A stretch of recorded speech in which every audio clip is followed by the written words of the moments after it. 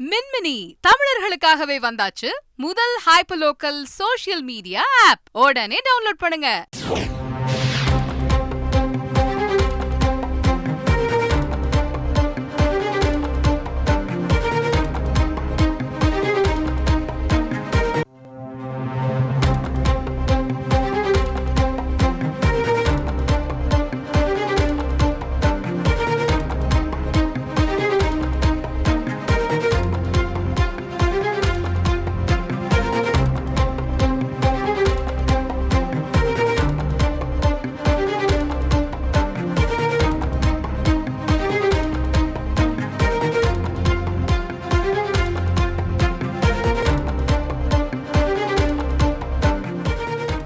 திமுக விசிக இடையே 12ஆம் தேதி தொகுதி பங்கீடு குறித்து பேச்சுவார்த்தை நடத்தப்பட உள்ளது. இது பற்றின கூடுதல் விவரங்களோடு நமது செய்தியாளர் ரமேஷ் இணைகிறார். வணக்கம் ரமேஷ், இது பற்றின கூடுதல் விவரங்கள் என்ன?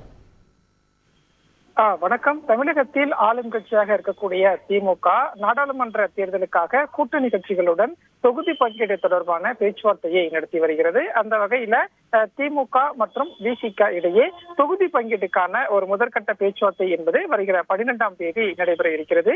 விசிக தலைவர் திருமாவளவன் திமுகவின் தொகுதி பங்கீட்டு பேச்சுவார்த்தை குழுவை நேரில் சந்தித்து பேச்சுவார்த்தை நடத்த இருக்கிறார். இந்த பேச்சுவார்த்தையில தான் விசிக புது வியூகம் ஒன்றை வகுத்திருப்பதாக தகவல் வெளியாகி இருக்கிறது.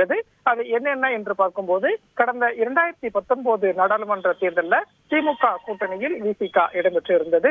விசிக சிதம்பரம் மற்றும் விழுப்புரம் ஆகிய 2 தொகுதிகள்ல போட்டியிட்டாங்க. இதுல சிதம்பரம் தொகுதியில விசிக தலைவர் திருமாவளவனும், விழுப்புரம் தொகுதியில விசிக பொதுச் செயலாளர் ரவிக்குமாரும் போட்டியிட்டு வெற்றி பெற்று இப்போது எம்பியாக இருக்கிறார்கள். இந்த நிலையில் சமீபத்தில் விசிக தரப்புல வெல்லும் ஜனநாயக மாநாடு என்ற ஒரு மாநாடு நடைபெற்றது. லட்சக்கணக்கான பேர் திரண்டு இந்த மாநாட்டை என்பது நடத்தியிருந்தார்கள்.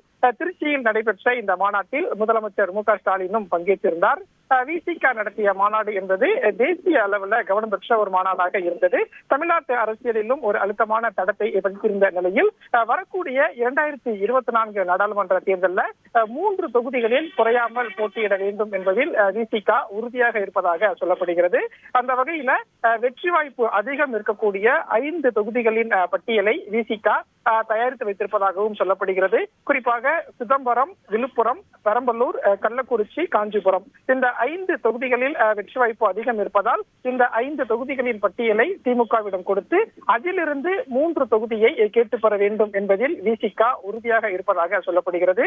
அதிலும் கடந்த முறை விசிக போட்டியிட்ட சிதம்பரம் மற்றும் விழுப்புரம் தொகுதி தனி தொகுதியாக இருக்கக்கூடிய சூழல்ல இந்த முறை ஒரு பொது தொகுதியில் போட்டியிட வேண்டும் என்று திருமாவளவன் முடிவு செய்திருப்பதாகவும், அந்த பொது தொகுதியை பொறுத்த வரைக்கும் பெரம்பலூர் அல்லது கள்ளக்குறிச்சி தொகுதியை விசிக போட்டியிட திட்டமிட்டுள்ளதாகவும் சொல்லப்படுகிறது. 12ஆம் தேதி விசிக மற்றும் திமுக இடையே தொகுதி பங்கீடு பேச்சுவார்த்தை நடக்கும் போது வெற்றி வாய்ப்பு அதிகம் இருக்கக்கூடிய இந்த 5 தொகுதிகளின் பட்டியலை கொடுத்து அதிலிருந்து 3 தொகுதியை விசிக கேட்கக்கூடிய சூழலில் திமுகவின் முடிவு என்ன என்பதும் இந்த 12ஆம் தேதி நடைபெறக்கூடிய பேச்சுவார்த்தைக்கு பிறகு தெரிய வரும். கூடுதல் விவரங்களுக்கு நன்றி ரமேஷ். மின்மினி தமிழர்களுக்காகவே வந்தாச்சு முதல் hyper local social media app. உடனே டவுன்லோட் பண்ணுங்க.